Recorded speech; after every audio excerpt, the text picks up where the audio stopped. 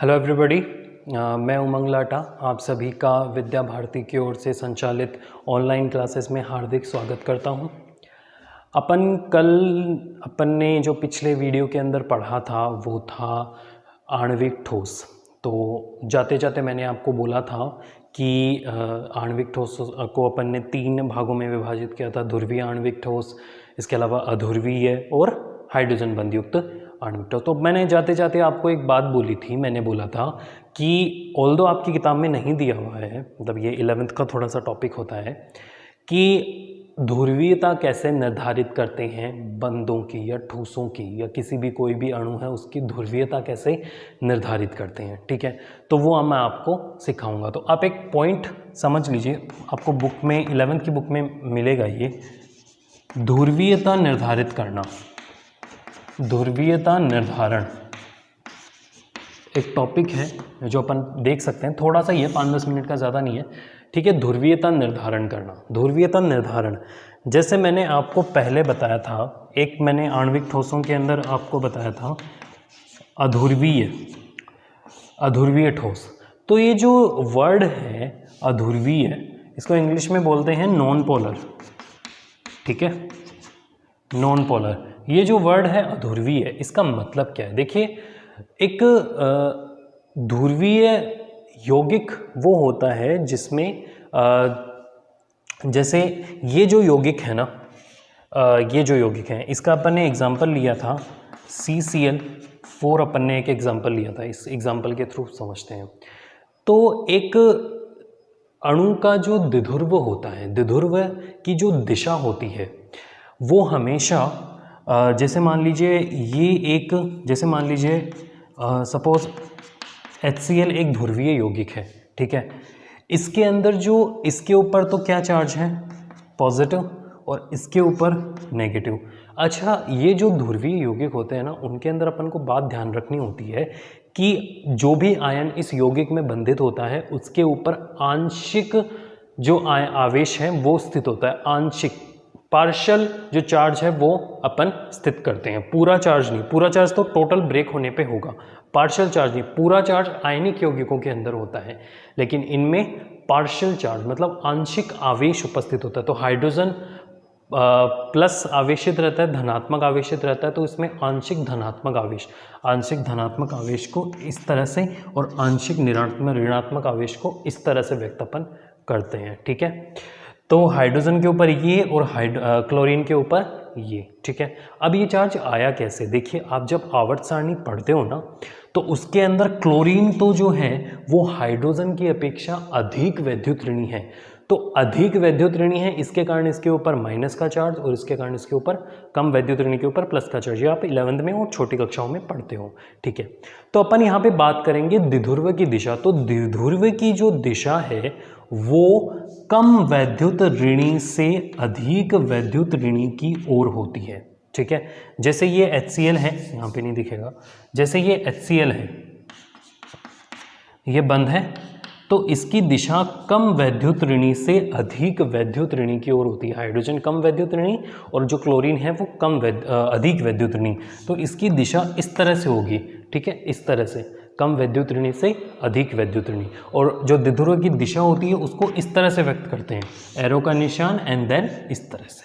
ये द्विध्रुव की दिशा है, कम वैद्युत ऋणी से अधिक वैद्युत ऋणी की ओर। ठीक है, तो अपन अध्रुवीय यौगिक, और तो ये हो गई द्विध्रुव की दिशा बताना कि द्विध्रुव की दिशा कैसे होती है। ठीक है, जैसे अपन एग्जाम्पल लेते हैं, अब मैं 1 by 1 एग्जाम्पल करके बताऊंगा आपको। जैसे CCl4 था। ठीक है, CCl4 की स्ट्रक्चर कैसे होती है? देखो, CCl4 की स्ट्रक्चर इस तरह से होती है ना, CCl4 की स्ट्रक्चर पढ़ रखी है आपने।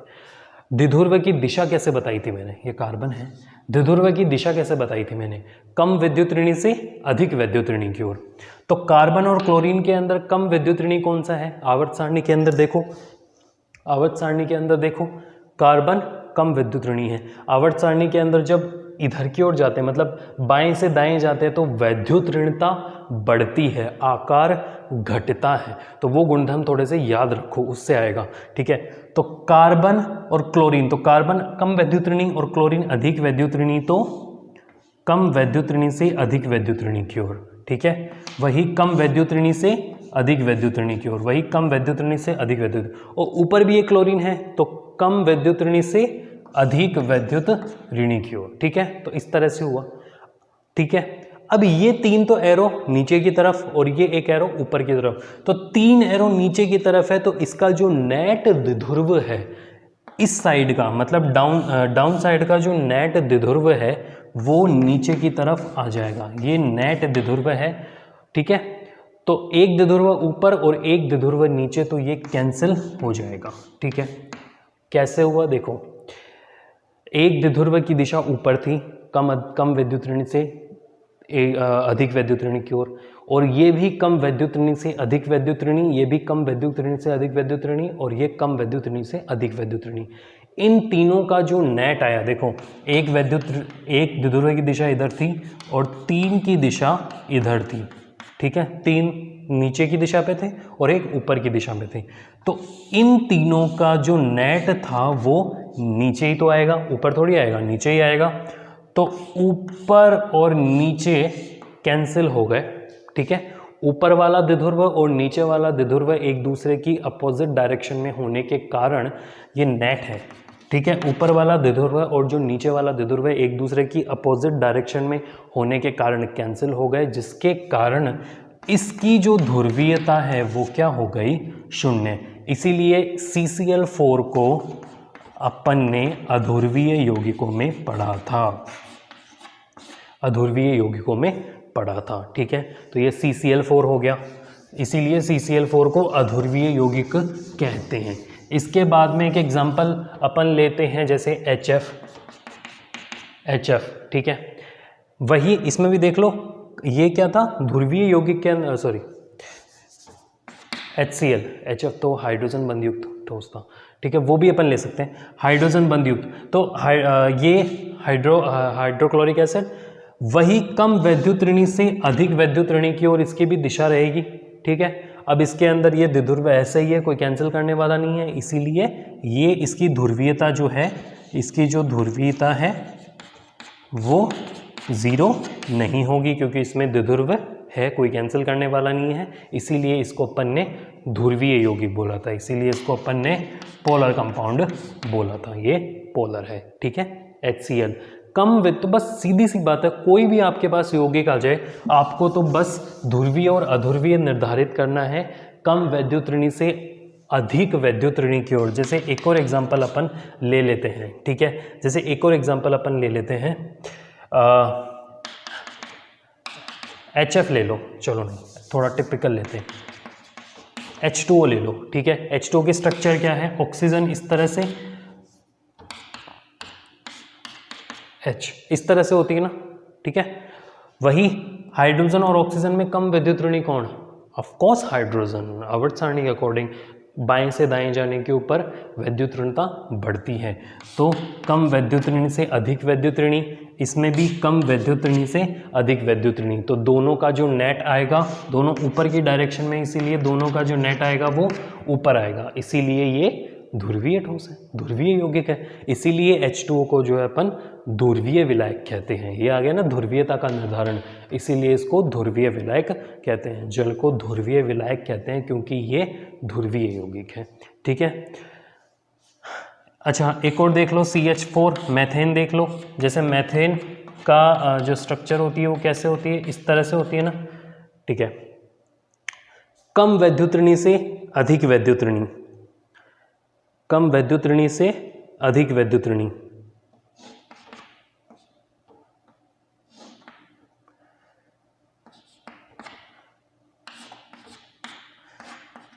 कम वैद्युत ऋणी से अधिक वैद्युत ऋणी, कम वैद्युत ऋणी से अधिक वैद्युत ऋणी। एक CCl4 अपन ने बताया था, उसको अपन ने कम वैद्युत ऋणी से अधिक वैद्युत ऋणी अपन ने बोला था। कंपेयर करके बताता हूँ, स्ट्रक्चर दोनों की एक है, CCl4 की और CH4 की स्ट्रक्चर दोनों की एक है, लेकिन ध्रुवीयता देखो, ध्रुवीयता देखो, कम वैद्युत ऋणी से अधिक वैद्युत ऋणी और कम वैद्युत ऋणी से अधिक वैद्युत ऋणी। क्या इसमें जो द्विध्रुव है वो ज़ीरो हो रहा है? क्या इसमें द्विध्रुव ज़ीरो हो रहा है? इसमें तो चलो ज़ीरो है, एक ऊपर आ गया और नेट नीचे आ गया तो ज़ीरो हो गया। इसमें तो एक तो नीचे है ही और एक क्या है, इस डायरेक्शन में है। क्या ये ज़ीरो हो रहा है? ऑफ कोर्स इट इज़ अध्रुवीय यौगिक, ये भी अध्रुवीय यौगिक है। ठीक है, नेट इसका ऊपर हो रहा है और इसका एक नीचे हो रहा है, तो ये आपस में कैंसिल होके CH4 भी अध्रुवीय और ये भी CCl4 भी अध्रुवीय। तो इस तरह से बस द्विध्रुव की दिशा देखनी है अपन को, कम वैद्युत ऋणी से अधिक वैद्युत ऋणी की ओर, तो वो अपन देख सकते हैं। ठीक है, तो ये एक छोटा सा टॉपिक था, वो मैंने सिखाया। अब एक चौथा ठोस और बचता है, सहसंयोजक ठोस, वो अपन देख लेते हैं थोड़ी सी देर में। उसके बाद में आपके जो ठोसों के प्रकार हैं वो ख़त्म हो जाएंगे। सहसंयोजक ठोस, तो जो सहसंयोजक ठोस है उसको नेटवर्क ठोस भी बोलते हैं। ये जो ठोस होते हैं वो दिशात्मक प्रकृति के होते हैं। ठीक है, इस प्रकार के ठोसों के एग्जाम्पल होते हैं हीरा मतलब डायमंड, ग्रेफाइट, ठीक है, सिलिकॉन कार्बाइड, ये सब इसके एग्जाम्पल होते हैं सहसंयोजक ठोस के। इस प्रकार के ठोसों के अंदर एक अणु अन्य अणुओं के साथ में जुड़ कर के जो एक विशाल नेटवर्क बनाता है, इसीलिए इनको जो है वो अपन नेटवर्क सॉलिड, इसीलिए इनको जो है नेटवर्क सॉलिड या नेटवर्क ठोस भी बोला जाता है। ये जो होते हैं विशाल ठोस बनाते हैं तथा वो जो ठोस होता है वह क्रिस्टल की फॉर्म में आ जाता है, इसीलिए इनको अपन क्रिस्टलीय ठोस भी बोलते हैं। ये अत्यधिक कठोर होते हैं, वैद्युत के कुचालक होते हैं ये ठोस। ये जितने भी ठोस होते हैं वैद्युत के कुचालक होते हैं। लेकिन इसमें एक अपवाद है ग्रेफाइट, ये ग्रेफाइट अपवाद है जो वैद्युत का सुचालक होता है। ये जो ग्रेफाइट है वो ग्रेफाइट वैद्युत का सुचालक होता है। सारे ठोस सहसंयोजक वाले वैद्युत के कुचालक होते हैं, खाली एक जो ग्रेफाइट है वो वैद्युत का सुचालक होता है। क्यों होता है अपन समझते हैं। देखो, सहसंयोजक ठोसों के अंदर से दो चीज़ों के बारे में अपन को मेनली पढ़ना होता है, एक तो होता है हीरा और एक होता है ग्रेफाइट। तो दोनों के बारे में अपन बारी बारी पढ़ लेते हैं। ठीक है, दो मेन ठोस होते हैं सहसंयोजक ठोसों के अंदर। पहला है हीरा। तो हीरा जो है वो सहसंयोजक ठोसा का एक सदाबहार एग्जाम्पल है। ये कार्बन का शुद्धतम अपर रूप है, कार्बन का शुद्धतम अपर रूप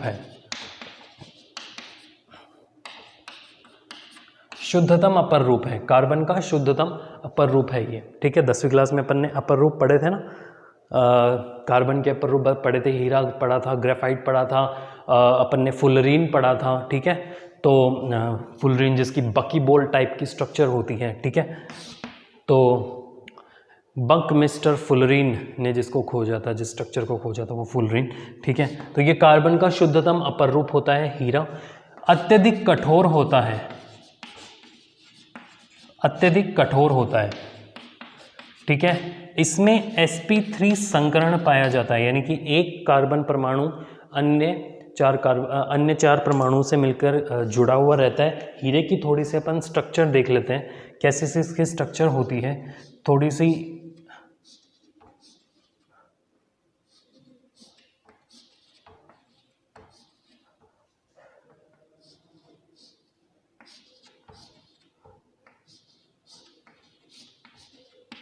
इस तरह से जो है वो हीरे की स्ट्रक्चर होती है। इस तरह से ये जो हीरे की स्ट्रक्चर होती है तथा इसके अंदर sp3 संकरण उपस्थित होता है। तथा ये हीरे की स्ट्रक्चर है, आपको इस तरह से दिया हुआ मिलेगा। ये हीरे की स्ट्रक्चर होती है, इसमें एक कार्बन परमाणु अन्य चार परमाणुओं से जुड़ करके sp3 संकरण अवस्था बनाता है। ठीक है, तो इस तरह से ये हीरा। वैद्युत का कुचालक होते हैं। 3-4 बातें हीरे की ध्यान रखनी होती है। सहसंयोजक ठोस होता है, कार्बन का शुद्धतम अपर रूप होता है, अत्यधिक कठोर होता है, sp3 संकरण होता है, इस तरह की स्ट्रक्चर होती है और वैद्युत का कुचालक होता है। ये 5 बातें आपको इस हीरे के अंदर ध्यान रखनी है। दूसरा एग्जाम्पल है इसका ग्रेफाइट। बहुत ही इंपॉर्टेंट एग्जाम्पल है ग्रेफाइट, क्योंकि यही एक्सेप्शनली जो है वो वैद्युत का सुचालक होता है। तो अपन इसका दूसरा एग्जाम्पल लेते हैं ग्रेफाइट। ग्रेफाइट की जो स्ट्रक्चर होती है ना, पहली बात तो ये वैद्युत का सुचालक होता है। पहली बात तो ये वैद्युत का सुचालक होता है, ठीक है, तथा ये जो होता है वो थोड़ा मृदु होता है, मतलब थोड़ा कोमलता इसमें प्रेजेंट होती है, या थोड़ा कोमल ठोस होता है ऐसे बोलते हैं, या मृदु ठोस होता है ऐसा थोड़ा बोल सकते हैं। इतना कठोर नहीं होता है, हीरे के मुकाबले बहुत कम, या मुलायम होता है ऐसे बोल सकते हैं। सीधा सा आता है, या बोल सकते हैं कि ये मुलायम होता है या फिर ये सॉफ्ट होता है। तो ये अपन वर्ड इसके लिए यूज़ कर सकते हैं, ये मुलायम अथवा सॉफ्ट होता है। इसकी स्ट्रक्चर जो होती है ना, षटकोणीय संरचना होती है इसकी, षटकोणीय फलकीय संरचना होती है, षटकोणीय फलकीय संरचना होती है, तथा इसके अंदर जो है sp2 संकरण उपस्थित होता है। ये इसकी बातें ध्यान रखनी होती है। वैद्युत का सुचालक होता है, मुलायम सॉफ्ट होता है, षटकोणीय फलक संरचना होती है इसकी, और ये sp2 संकरण उपस्थित होता है, ठीक है। संरचना कैसी होती है ग्रेफाइट की अपन थोड़ी सी देख लेते हैं, ठीक है, जिसके कारण मैं आपको समझाऊंगा कि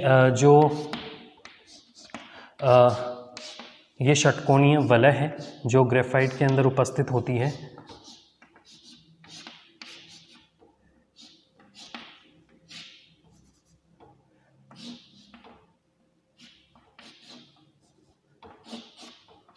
ये षटकोणीय वलय इस तरह से होती है, इसके नीचे भी सेम वलय होती है जो इस तरह से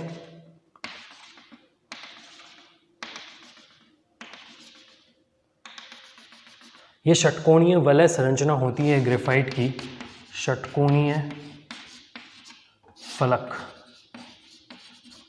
की परतीय संरचना होती है। ये एक परत और ये दूसरी परत, इसी हिसाब से ये नीचे की ओर परतें जाती रहती है। तो ये षटकोणीय फलकीय जो है संरचना होती है। ये जो परतें होती है ना, वो एक दूसरे के ऊपर सरक सकती है। जैसे ये एक परत और ये दूसरी परत, तो एक दूसरे के ऊपर सरक सकती है, जिसके कारण ये वैद्युत की चालकता प्रदर्शित करता है, क्योंकि सरकने के कारण इलेक्ट्रॉन की मूवमेंट हो सकती है और ये वैद्युत की चालकता प्रदर्शित करता है। तो ये दैट्स वाई ये जो है वो वैद्युत का सुचालक होता है ग्रेफाइट, और इसमें sp2 संकरण उपस्थित होता है। तो ये अपन ने ध्रुवीयता निर्धारण पढ़ा, सहसंयोजक ठोस भी पढ़ा, ठीक है।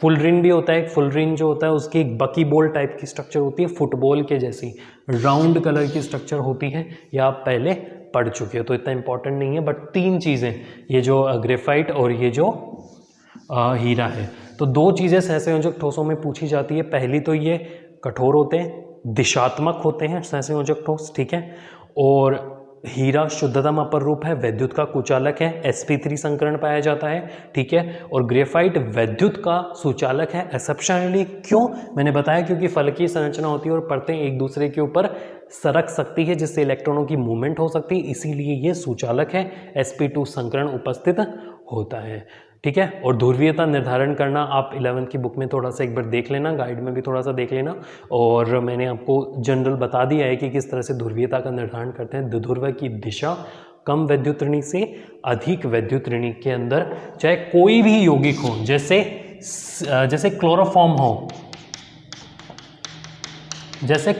हो, कम वैद्युत, मैंने क्लोरोफॉर्म को ध्रुवीय बताया था। क्यों ध्रुवीय बताया था? देखो, कम वैद्युत ऋणी से अधिक वैद्युत ऋणी की ओर, ठीक है, कम वैद्युत ऋणी से अधिक वैद्युत ऋणी की ओर, तो नेट कहाँ आएगा?